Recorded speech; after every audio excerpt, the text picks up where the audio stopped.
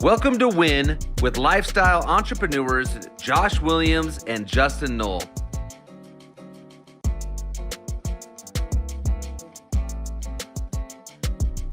Each week, we will be bringing you inspiring people or messages to help you win in every aspect of life.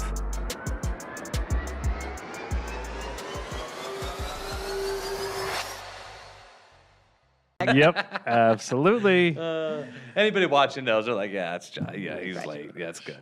Well. But we are extremely excited. You guys, I've known you for a while now, and I've been able to see you just kind of, really develop on the social media side of things and start doing some more videos and stuff. But you've always been known as a phenomenal leader within this industry. Thank and you. so to be able to have you here, learn from you, and give everybody else an opportunity to learn from you is what we're really, really excited about. So Yes. thanks for being here. Okay. Can you give us your full name at this point? Josh did not I don't even introduce go with you. it because I know I'll Right. jack that up. I just say Cheryl B. What's up, Right. Cheryl B? Which is what most people do, Cheryl B. So it's Braunschweiger. Hey, Braunschweiger. just like the meat, Okay, Yes. got it. right? It's liverwurst, it's It's meat. actually Find your pretty German easy. in you. Let's Right, go. a little bit of German. And the on. crazy part is I hate that lunch meat. Yeah. And growing up, people would say Cheryl Lunch Meat. Like that was kind of my nickname. Yeah, so that was fantastic, believe me. And my grandma, though, cooked Braunschweiger for every meal. You could have it fried, you could have it sautéed, you could have it patéed, you could have it on a sandwich, you could have it on a cracker. And so I literally can't even smell the stuff right now. You know, until today and about 3 minutes ago, I didn't even know that was a meat.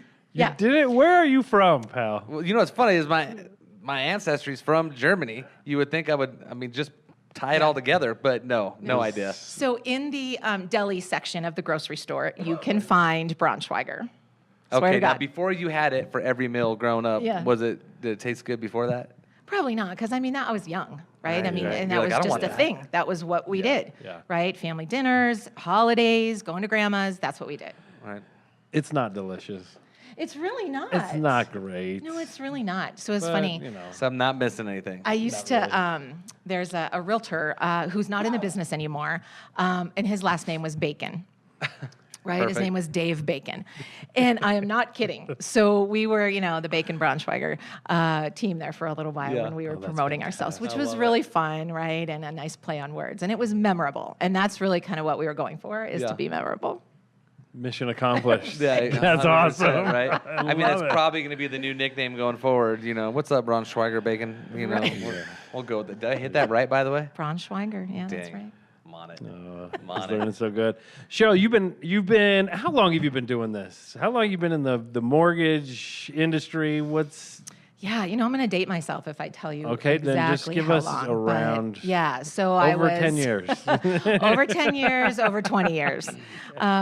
Before the mortgage meltdown, before all the drama, after the drama, I'm still here, Yep. right? And so I sort of even fell into the business. I had a relative who was doing mortgages in a different state, and this was in the heyday of what they called the subprime, right? That if you can fog a mirror, I'll get Yeah. you a loan. Right. And so I was out of college, and I had an art degree. Okay. Now, my dad is a major PhD, double chemist, cancer biologist, super smart dude. And his daughter was like, yeah, I'm going to go draw pictures in college. So he was super proud and was like, I have no idea how, you're my kid. But really the question wasn't where I was or where I was going to go to college. Right. It was that I was going, right? Yeah. And so I came out of college with an amazing craft that I could not find a job doing or make a living at. Sure. So I was waiting tables and bartending and, drawing pictures on the side, as my dad would say. And so I had this opportunity, and he said, the mortgage business is great. I would love to open a branch in Colorado. Do you want to run it? I want to keep it in the family. I'm like, sure. I calculate, bar tabs. I can do mortgages. Sounds like a good real plan. quick, so where were you from? Because you said in Colorado, so you weren't here. So I have lived here since 1982. Okay. All right, but this cousin of mine was in Michigan. Okay, gotcha. All right. Yeah, and he didn't have a presence in Colorado and thought it would be a great opportunity. And in 1995, it was, right? It was a great opportunity to open a branch and figure things out. Yeah. So he took a chance on me, and I remember I did my very first mortgage application on the floor because I had no furniture in the office that I had rented because I didn't think that I needed to do that. I got a floor. What do I Who need? knows if this is going to make it or not? got a I got a phone. spot. This Right? is good. I Yeah. rented space and said, it'll happen. Right. Kind of like Field of Dreams, right? Build it and they will come. Yeah. I did that. So I took my very first mortgage application on the floor, and I had a phone, right? I didn't have a cell phone at that time. Yeah. Right. You had a but pager probably. I had a phone and I had a pager. Yeah, How'd you for know? sure. So cool. Love the pager. And the crazy part is that borrower is still my borrower, and their kids are now working my with God. me. That's awesome. So Yeah. that is such a great, memory and kind of Yeah. a great little legacy that I created, I think, for that family. Right.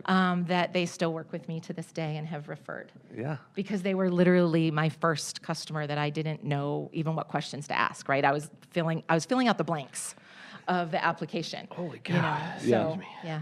That is, Thank you. That is like one of the probably the best. I love that. Like first start stories Right? I have ever heard. Like that's just phenomenal. You've heard napkins, you've heard other stuff, Yeah. but like Yeah.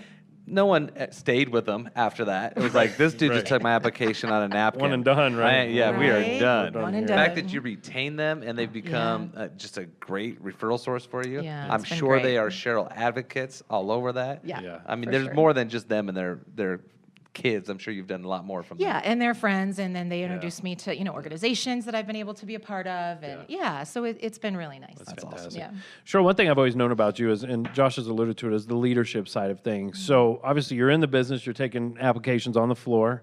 Sometimes Not anymore. finding a desk. Let me be clear. Not You've anymore. upgraded Very the furniture. beautiful right? office Yeah. now. Yes. Yes. I've But- upgraded to technology. That's fantastic. Right? We'll get into Yeah. that because it's. Yeah.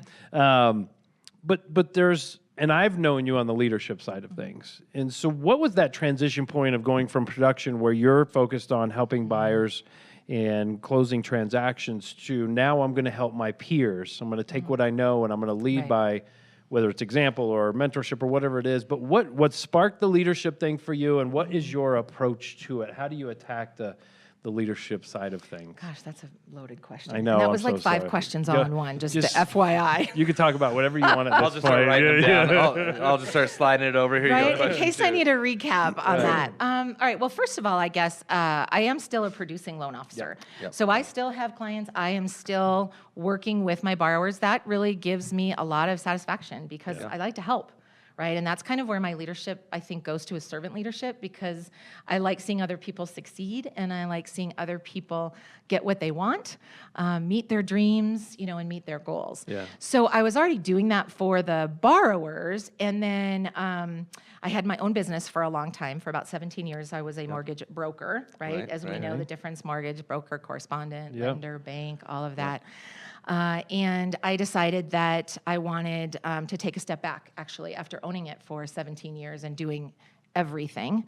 I was kind of burnt out and tired. Yeah. Yeah, and I didn't want to do it as much anymore. Yeah.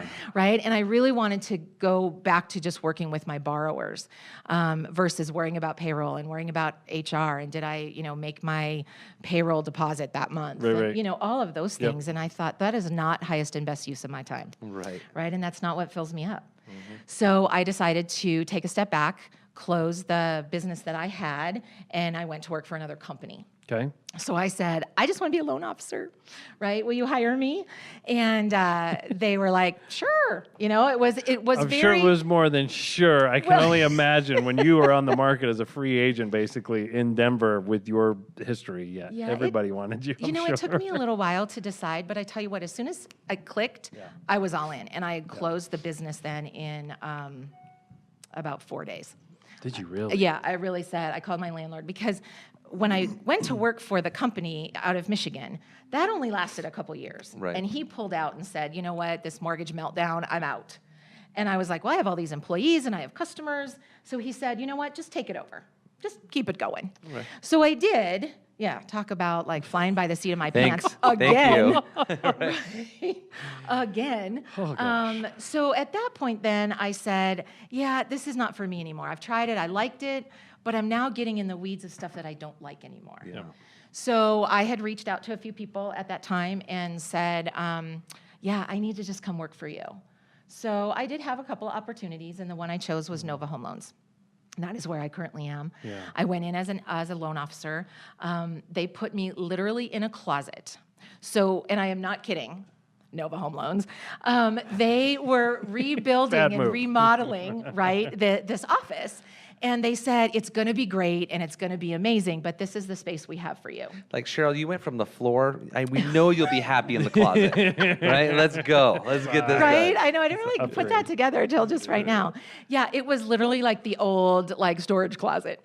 And I said, yeah, this is fine for now, Yeah. right? And it was, Yeah. because really I just wanted to focus on my own business, my own customers, and really getting back to what I loved, which was serving my clients. And so I did that for 2 years. They did build out the office. I did get one with a door and a window. Yeah, whoa. which was Imagine that. fantastic. Good living Stepping our right game there. up So right I here. liked Out of the it. closet and into an office. That's Yeah, good. yeah. So they were great. And then a management position came up in our North office in Westminster, because I'd been working out of Highlands Ranch for a long time. And they said, would you be interested? And I was like, maybe. And they said, great, you start up there on Monday. Oh, Right. the assumptive close. So I was like, Fantastic. Very smooth. oh, Yeah, so, here we go. so that wasn't like a, are you interested really? That was, you are interested and you're going. Right. So I felt great about that. I mean, they recognized that maybe I had that opportunity to grow that branch, to really work on the people that were up there and help them kind of get to the next level. Yeah. So I was sort of thrown into that leadership role without really asking for it. But once I got there, I was super excited. And I'm like, yes, this is what I love to do. Yeah. I love to help other people develop and grow, as well as my borrowers. But I love the success of seeing loan officers meet with their realtor partners, right? Meet with other opportunities for them to get business. And because I really believe in community over competition, right? And if Josh and I are doing the same thing, which we do, Right, yeah. I like seeing his success. Like, I'm super happy when I see him post something awesome, on social media, or I hear through the grapevine that he's been doing amazing. Like, that just makes me happy and smile. That's awesome. And you wonder why Cheryl is the first other lender for us to bring on to our podcast. Like when I first started, kind of hanging out with you, I'm like, oh my gosh, she's like the nicest freaking lady I've ever met in my life. Plus, I mean, she's definitely artsy. I mean, look at the style. She's always bringing it. Always bringing it. Which now it kind of all comes together. The whole, I went to art school and I'm like, Right. okay, because everything coordinates, everything's got a reason. I'm like, okay, this is if you watch her posts, they're so artsy.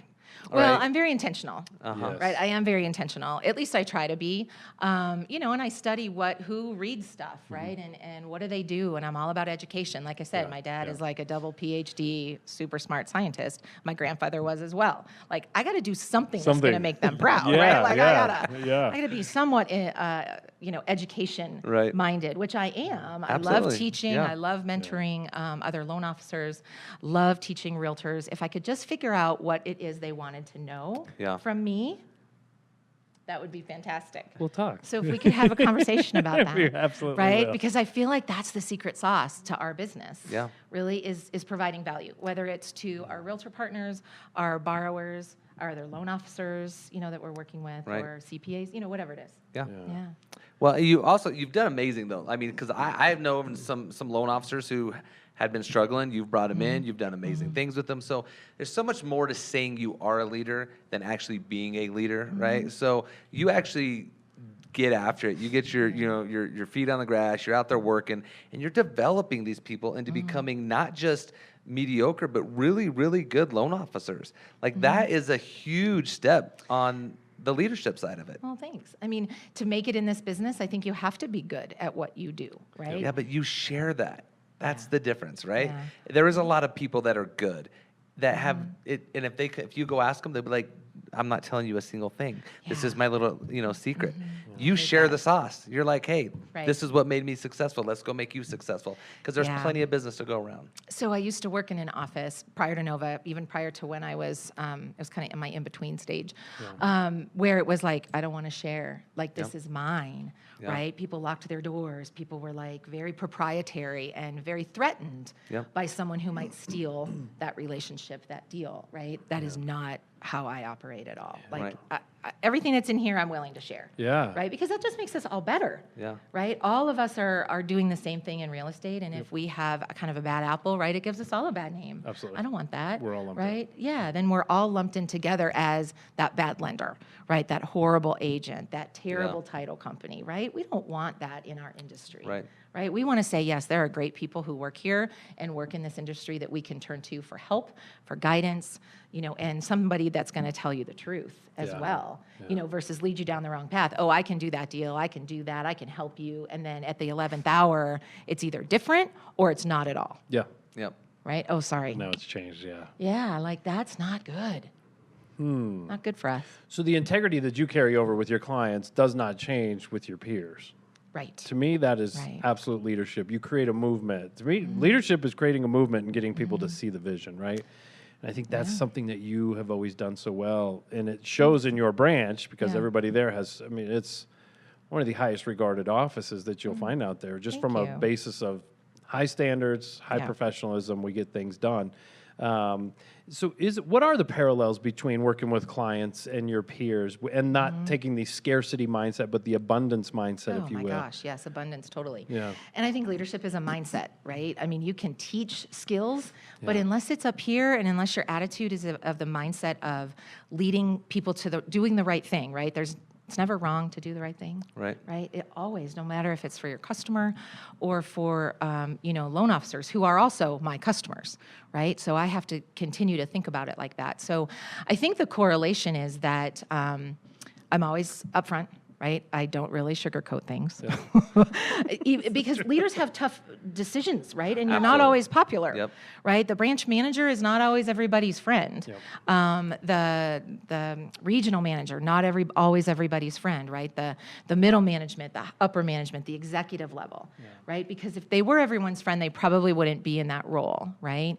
Because leadership is not about authority, right? It is about a mindset because there are a lot of leaders who are given that title who don't do it, right? Or who rule with this is the way that it will be instead of I like to listen, right? One of the things that someone said this once to me and it will always stick in my head, listening to understand versus listening to respond. Totally different, right? So when you're looking at someone and they're nodding their head as you're talking and they're like, oh, they want to just talk, right? They're not understanding what you're saying. Right.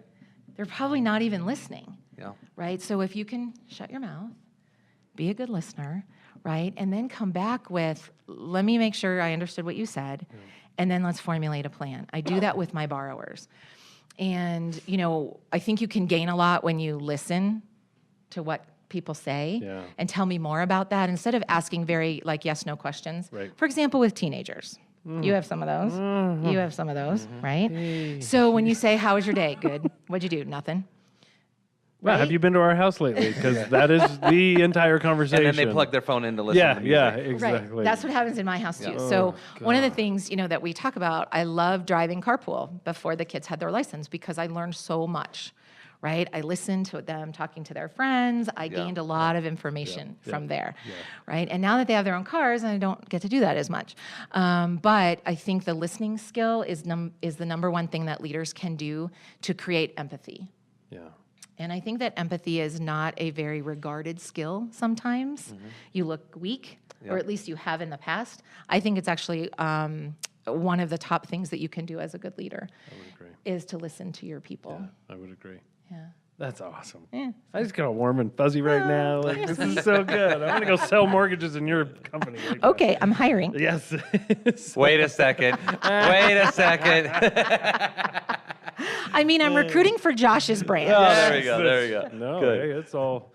So something interesting that's kind of we're going through here is you've got this previous relationship with art, right? Yeah. And this was your heart and soul, I would imagine, for a good chunk of your life, and probably still is.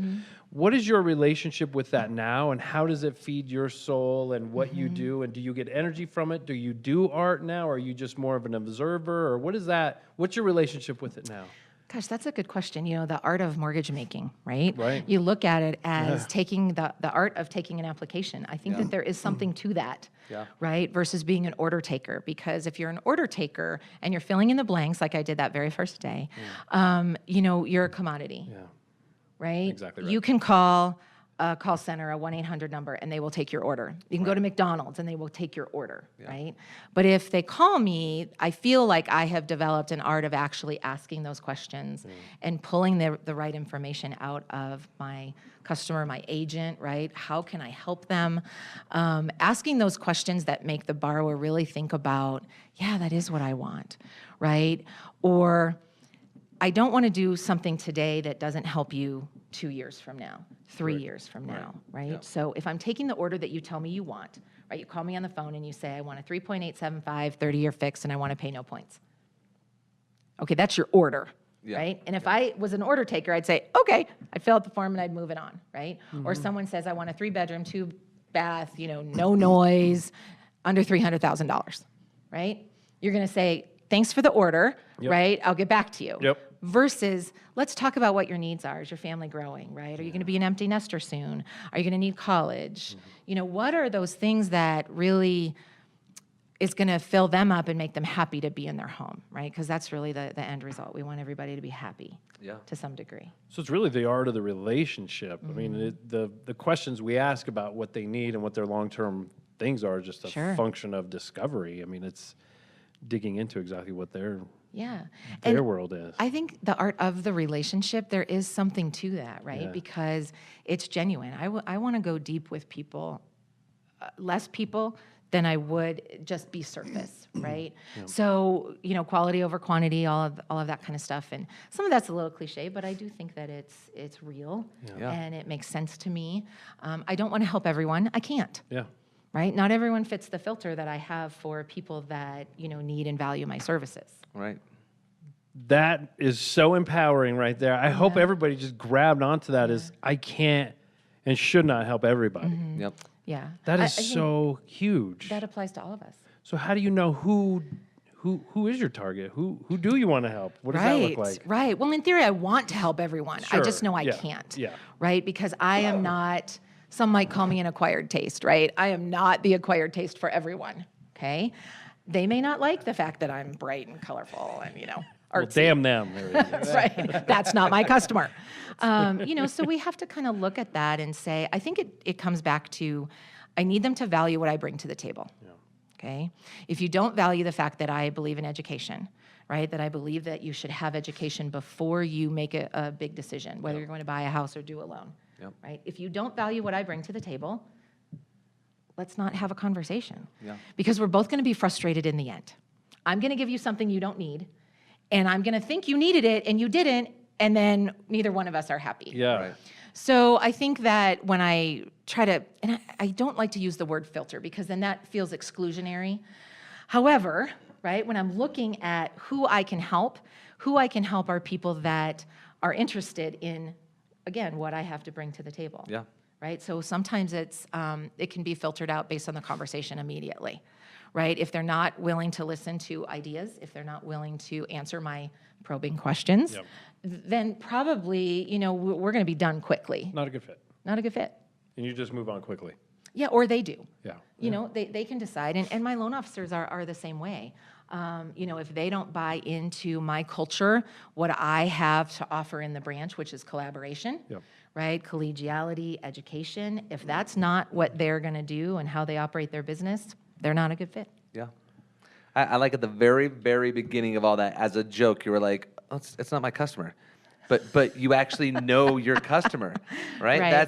That's like, I love that you have identified the people that you want to work with. Because let's be honest, we all want to work with people that we want to work with, right? Those are the ones that we build the referral sources from for the rest of our lives. We create the relationships. I love that you know who your dang customer is. That's the biggest thing. And at the end of all of that, you're okay with letting them go. Because I will tell you, there's a lot of us in the scarcity years that can't let anything go. Well, I didn't say it was easy.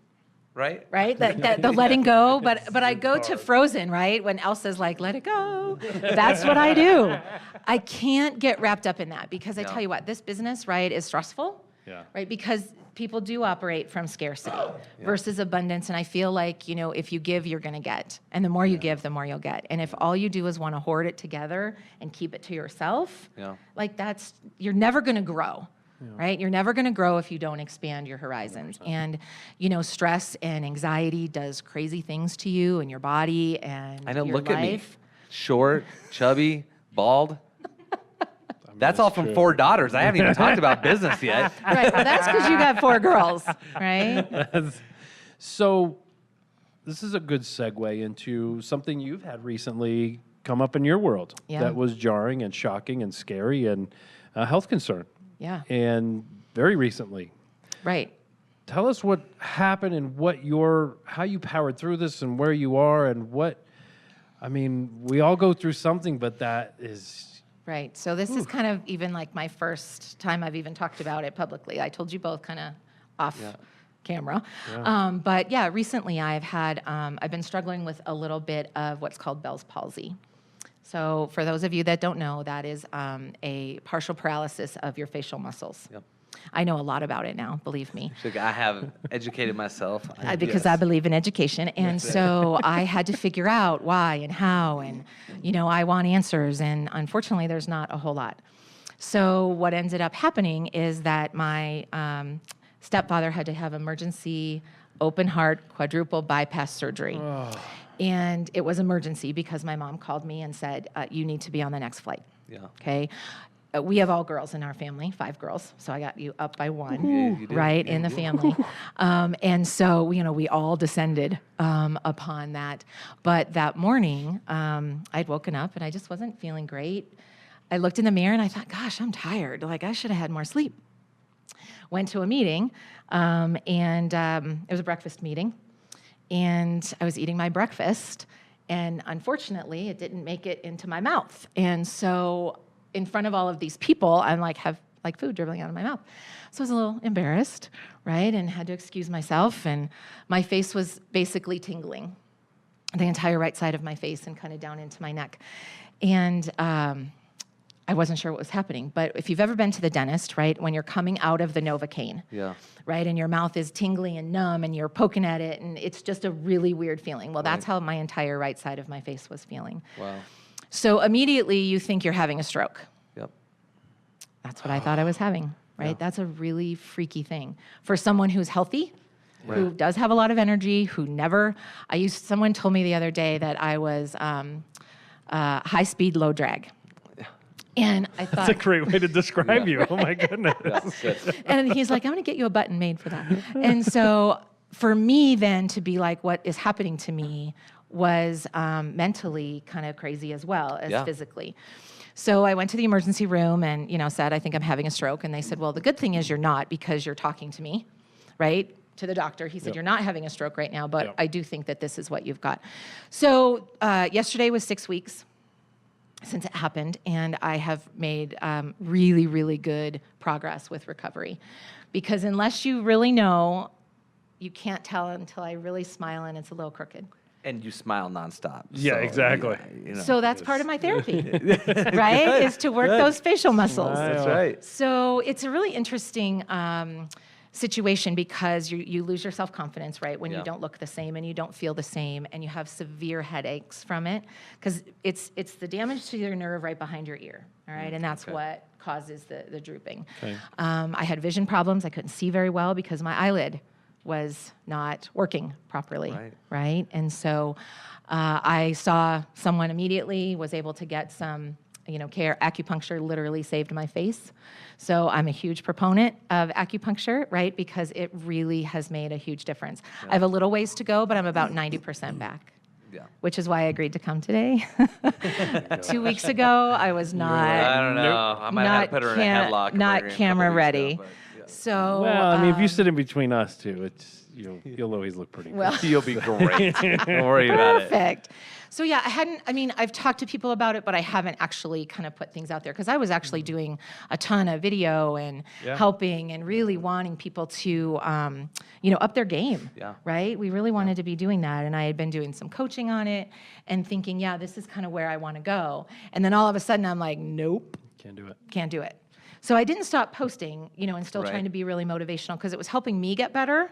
but I just wasn't ready to, kind of talk about it and tell people. So is there anything you've learned from this process or this experience that jarred your world that you now can apply to life? And we don't even care so much about business, but is there something that just kind of shook you to your core and maybe reprioritized, or you can look at things differently? Or is it just, you know what, that's done, I'm moving on?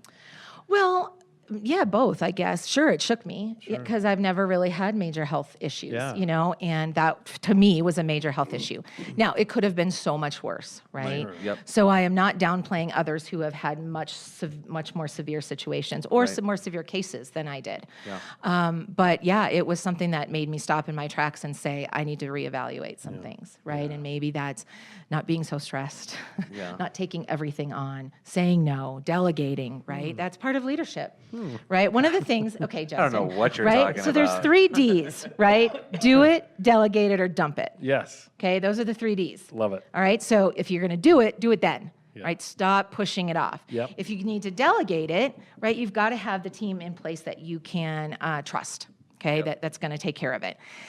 That's the hardest part for people who are in control positions. Yeah. I'm a self-described control freak. I know. I need to start my own 12-step program. I get it. But I figure if someone can do it 80% as good as me, they need to do it. Okay, so I'm getting much better at delegating the things that don't fill me up, right? Yeah. Because my highest and best use is probably not that thing, right? And then if it doesn't make it to the do it or the delegate it, you got to dump it. Oh, I love it. And the other thing I really love, Cheryl, is you've said a couple times today, cow. highest and best use. Like, you really are dialed in on that. I'm like, hey, this is where I need Yeah. to spend my time. Yeah. That's huge. A lot of us can't identify that. I mean, I probably have to meet with Justin about every 60 days to figure out what my highest and best use is for this entire damn podcast. So, True statement. Okay. It's good. I just speak truth on here. I'm just direct. I'm trying to learn Right. already today. Be direct. Let them know. But Right. no, but I love that. That is such a big, big key, and I love that you focus on that and you help others focus on. Look, if you're gonna go do something, highest and best use. What is it? Right, figure that out because you're spinning your wheels otherwise, right? You're frustrated, your client is frustrated, your realtor partner is frustrated. Whoever you're working with then doesn't get the best of you. They get distracted you, right? And we have a lot of distractions. One of them being our phones. Yeah. We literally cannot put them down, which is why with my teenagers, when they don't respond to my text messages, I get really mad. Something's up. Yep. Because I know that it's in their hand. Yeah. Yeah. Or Now their you're- pocket. Yeah. Now you're just being a jerk. Now you're being a jerk. Yeah. And guess who pays that cell phone bill? Exactly. So we have a rule. If I text you, I expect an answer. Yes. But I also don't text just, memes and silly stuff. Right. It's always questions. Do you need to be picked up? What time do you need to be picked up? Direct. Therefore, I expect an answer, right? Well, it's super scary when you don't get one because you expect one, you don't get one, and you're like, what the heck is going on? Right. And they're like, your we're fine. significant other is a police officer, so you're like, Correct.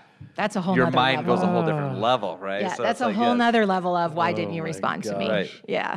So I usually say, remember who pays the bill? And then I get responses. Yeah. I love it. Yeah, when you bring that back to them and they're looking at the financial side, like, okay, I'll do that. Yeah. That's the Like, how many best hours of babysitting do you leverage. need to do Yes, exactly. in order to make sure that you still have the stuff with ability this. to Yeah. scroll with your friends and Snapchat? Yeah. Yeah. That's Yeah. so funny. So you're in the leadership side. You're Yep. super plugged into the industry. You're one of the sharpest people. I mean, you guys were sitting here before and talking about, different loan types and different lenders out there that offer different things, and you seem to be the authority on yes, you can or no, you can't. As a whole in this industry, there's so much change going on. There's so much craziness and all this new stuff, but I believe it still comes back to relationships. But what do you see in the industry going forward? Is it going to tip on its side and say relationships don't matter, or are you hedging that the relationship is going to matter? And then what do you see overall in the industry that maybe we're not seeing? Yeah. Once again, a lot of questions all I'm at once. so sorry. I need to get better at this. Holy cow! Jeez, I'm just. I mean, this is only episode like 455. This is I mean, awesome. I Get mean, enough of you. This is awesome. Well, I appreciate, the word authority, right? That that I might be viewed at that, but I think maybe not. I don't like looking at with that particular term. What Okay. I do like is subject expert or subject matter expert, Yeah. right? Fair enough. And I think, Josh can say the same thing, right? That's how we do our business. Right. That is our highest and best use, Yeah. is being a subject matter expert in what we are talking about, because that is the value that I think realtors want, right? Is that what you want? Yeah. Okay, good. Write See, that down. right. That's what they want. That's our secret sauce. Texting at the show right now. Right, don't forget. Right. The subject matter expert piece is what we bring to the table, right? That's our value. The value is, if you have a buyer that you want to get into a house, we have the mechanism, the vehicle to get you there, Yep. okay?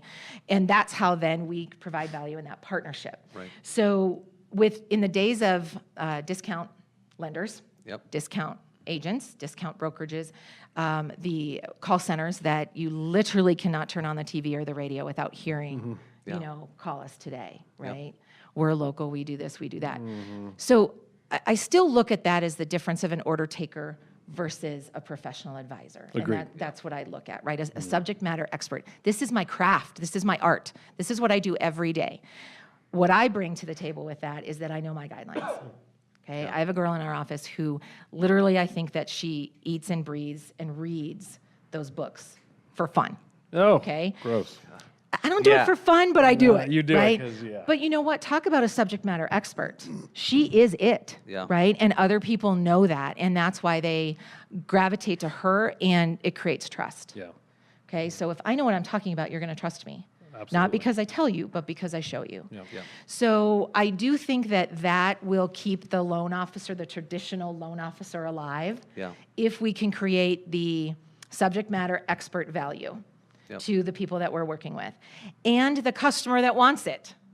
The customer that wants to go to McDonald's and give their order is not the person that goes to Shanahan's Steakhouse. Is not even the person that might go to. Is that funny? I love this. I Right. love So it. because the same with you, right? So someone who's going to take a Zillow offer, for example, probably not going to call you then for a second opinion. Correct. They don't value what you bring to the table. Correct. They want something fast and quick because they believe Yeah. what they're being sold, right? They believe that. And I believe our customers don't want to be sold. They want to be helped, Yes. right? Yep. And so at the end of the day, when they walk away, that Zillow offer was fast, maybe down and dirty, Yep. like here it is, take it or leave it, Yep. versus the art of negotiation, which is probably what you bring to the table, Yep. right? In addition to many other things, Yep.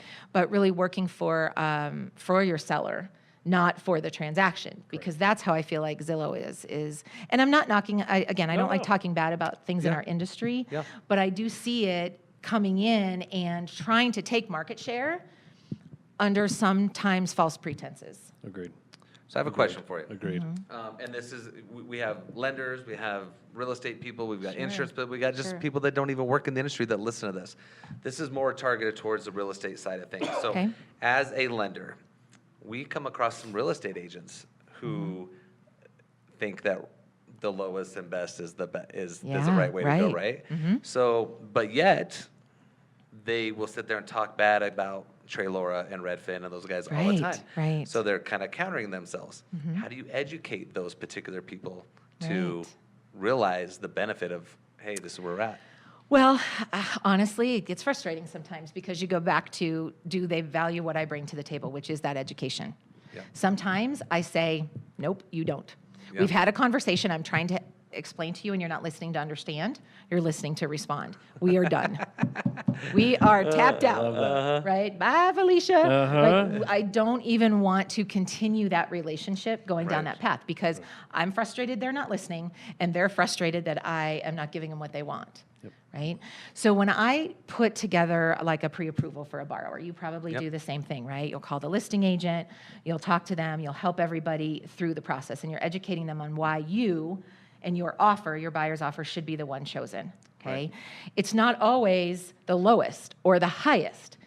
In my opinion, it should be the one most likely to close, Correct. okay?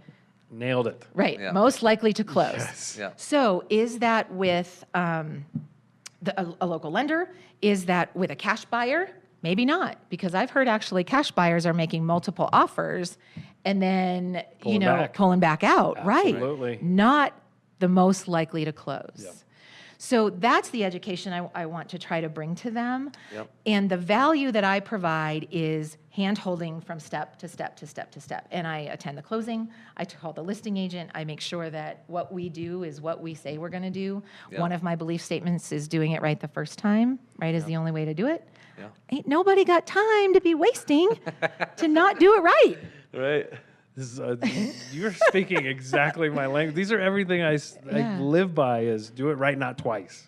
Yeah. Do it right, not twice. Take the time to do it right. I love this. Right, because we don't have time to redo it. And Nope. frankly, in an environment in which we are all instant gratification and our attention span is like 5 seconds, Yeah. right? What? What was that? Smart ass. If we don't do it right the first time, they will find somebody else who will sneak in there. Yes. Yeah.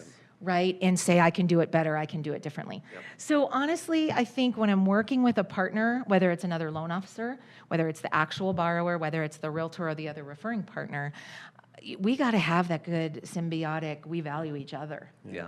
right? Absolutely. So I am a big proponent of education. I've got lots of classes. I get in front of people, loan officers alike, and we talk about how do we differentiate ourselves and how do we provide, that extra level of service. Because for me, customer service is expected, okay? It's not always received. Correct. But it is expected. Yep. So I want to take it to that next level and, go to the hospitality, right? So what's the difference between Okay, customer yeah. service and hospitality? I don't know. Tell me. What do you think? The difference between customer service and For hospitality? me, hospitality is the unexpected. It's the things you are not counting on. Yes, I Right. ordered a number one with a Coke, right? And it Yeah. comes through. The hospitality side is, let me throw something extra in here. I put something else in your bag that I think would go well with that, Right. right? To me, that's hospitality. I could be wrong, but No, that's I how totally I, agree. What'd you that's- get? I totally agree. Like a special He got like sauce the or toy. what? He No, got yeah, like well, the toy. You act like a child, so here's a Happy Meal toy right. that you didn't order. Right? He got the toy. I totally agree with that, right? So the hospitality piece is where we need to be doing a better job of to create that value and to create that retention, right, of how we show our value to not only our customers, but to then our referring partners is taking it that next step and providing something that they didn't know that they needed, but that they did need. Right? And so for you and I, that takes a lot of different roles.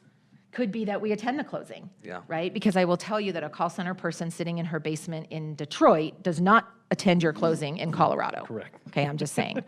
So that could be our free prize, right? Is our hospitality piece of what we do. Yeah. Right? Your free prize, could be something a month later you're hosting a party for her. Yep. Right? And your homeowner. Yep. They don't know they needed it, but wow. Yeah, when you do. holy That was cow. awesome. And now you're the talk.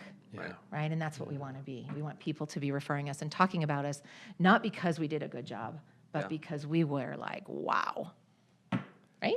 I'm blown away. I know the most fun part is like I have all these thoughts in my head, and then she just says them, and I'm like, oh, I've been trying to get that out of my head for like years. She's already there. Wow, She's shoot. running laps around. Like that path. I knew what that was, but now you own it. I'm like, Yeah. this is what I want to be when I grow up. You know what I'm saying? I want to be like Cheryl. Right. It's a good thing. Keep aiming for that. Yeah. So, go ahead. no, please. I'll say after one you. of the things that we were talking about, right, is like I've kind of narrowed in on who my customer is and that my highest and best use. And one of those things is really creating a belief statement, which you and I worked on a lot. Right, yeah. Right? And that I can repeat why I believe what I believe and how I do it because of that program that you and I worked on. Right. And I have taken that to heart and then kind of spread that message to say, if you believe what I believe, you're going to work with me. Mm-hmm. Right? If you don't believe what I believe, then we're not a good fit, and I'm okay with that. Yeah. I can let that go. Yeah. But it doesn't happen overnight. But Because it's again, such a great control approach. issues. I have to learn to say I'm okay with that. Control issues. Oh. We could have our own 12-step program. the three of us. It's painful at times to let go of things when you Yeah. know, yes, I could go do this and just get it done, but oh my gosh, it's I But hate it. empowering other people Yeah. there you to go. do that is so good for morale and teamwork and other people seeing that you have a team, right? Right. Would you ever want to go on vacation and not answer your phone? I mean, Like, that look at you, sounds you're like amazing. shaking. Yeah, about that it. gives me anxiety already. Right, but if you empower your team to handle stuff, Yeah. you can. It's very freeing. Yeah. And so back to the original question of what have I learned, right? I've learned I have to do a better job of that. I have to because Okay. I had to take care of myself. Yeah. And I had to, just slow down and stop, Yeah. right? And look in the mirror, literally, and say, you got to fix this. Yeah. Right? And I'm still working on that, but I am. So like, my lip is still a little numb and a little droopy. My eye still waters a lot, and I'm still seeing some therapists about it. But I am on the upswing, but I will never go there again. Right. I will do everything that I can to prevent me from being in that space again. Wow. So, yeah. And I believe that. I mean, you absolutely will. You I'm do going to what try. you say. I'm That's saying so never cool. because that's what I want to believe. Right. But I certainly hope it would never happen again, but I'm going to do everything I can not to. That's amazing. Anyway.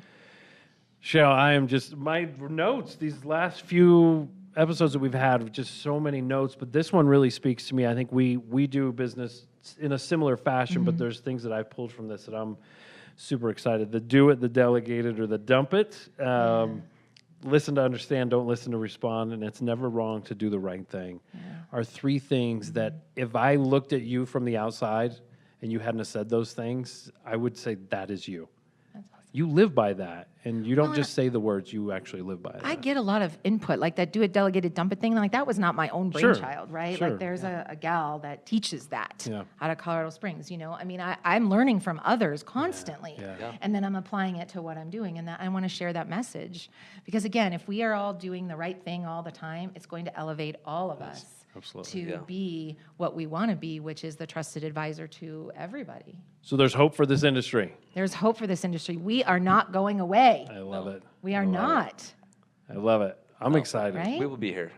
We'll be here till the end. Maybe the not till end. the end, but we'll be here for a little bit. I I don't even want to be There's here till no the end, end. but this podcast might be here to the end. Me and Justin will be 110. Yeah. What's up? Yeah. But What's Cheryl, up? thank you so much. Yeah, it was I fun, mean, thanks. Literally from being a colleague in the industry and sometimes thinking I know everything because I've been doing this Right. for 19 years, and the fact that I took almost a full page of notes because I don't know everything tells me so much, right? I mean, you're just your education piece of it, the way that you deliver it. Everything about you is phenomenal. So thank you so much for coming on. Sure, I I really learn appreciate stuff it. every day. If we stop learning, we're done. Like Yep. we stop growing. So But I learn something every day. I have a personal question, Yeah, if I may. sure. And since the day the first time I laid eyes on you, how long does it take to do your hair every day? It is magnificent. Every single time. That It is awesome. like, I love you. It's art. It's every time I get lost in looking at the. So I have a lot of hair, Holy right? It's cow. very thick, but not long because short hair is like, let's go, Let's go. right? Like I don't have time. I Again, agree. I don't have time to do it over again. You just. So we just, go for it. I have two sisters that have beautiful, long, blonde, silky, gorgeous hair. Yeah, yeah. And I've always wanted that, right? Because I just want to put it in a ponytail and go like Yeah. everybody else. Right. But I was never blessed with that because my hair grows out, not down. Oh, right? As you please, can come tell, on, it's just really one big. time. Take like Right, 6 it's really months and big. give us the fro. Would you? So 6th grade. Yeah. 6th grade, my 6th grade picture is a fro. And no one will ever Please see it, I post it. hope. Oh. No. Please. No throwback Thursday pictures of 6th grade. We have to no, find this. no. So interestingly enough, though, before we leave, you could probably find a high school picture of me, Okay. right? Because we went to the same high school. Oh, good Lord. Different decades, probably. Not far Definitely off. different years, but we did attend the same high school. And, small world, right? We're friends on Facebook. And then he's Right. a friend with a friend that and I'm Yeah. like, how do you know Yeah. that How person? does this happen? It is amazing how tight knit Aurora is. Like, if people come on here, I'm like, what? How do you know Justin? And it's not because he's Right, we all freaking know the everybody. president of Carr or Madison. He's, right. we grew up in Aurora. I'm like, I grew up in Westminster. It's way smaller. I don't know Aurora half was the the people. thing back then. Yeah. Like, it was the hood. back It was then, the and hood, we liked baby. it. Yeah. I love It was the I love community. it. Gateway forever. Right, Ole's. Ole's for life. We were the Olympians until the Olympic Committee said, "Yeah, you can't." Use Yeah, you this." can't do So that You can't anymore. do. So you're the Ole's. Yeah, So we get off the bus in our uniforms, like, "What the hell's an Ole? Who are we playing today?" Right. When I was there, our logo was actually the 5 rings. It was still in the brick when I was there. I'm because not sure one of what our it was. classes put that in there, right? And then we all got in trouble because it was the Olympics, but the Olympians was our Cheryl, whatever. you're always a gold medal Olympian to us. There you go. There you go. You like that one? So good. Wow, We're gonna that end was on that. really good. My sincerest apologies. That was awesome. Well, like I said, thank you so much, you guys. Thanks for plugging in. Like, we'll get this posted, and we'll get you everything you That'd need. be And, we'll give you guys information where you can find Cheryl if you need to do that. So, thank you. Yeah, thank you thanks so for having much. me. What a pleasure. This Yeah, is it's been great. Thank you. All right, guys. Have a great week. See ya.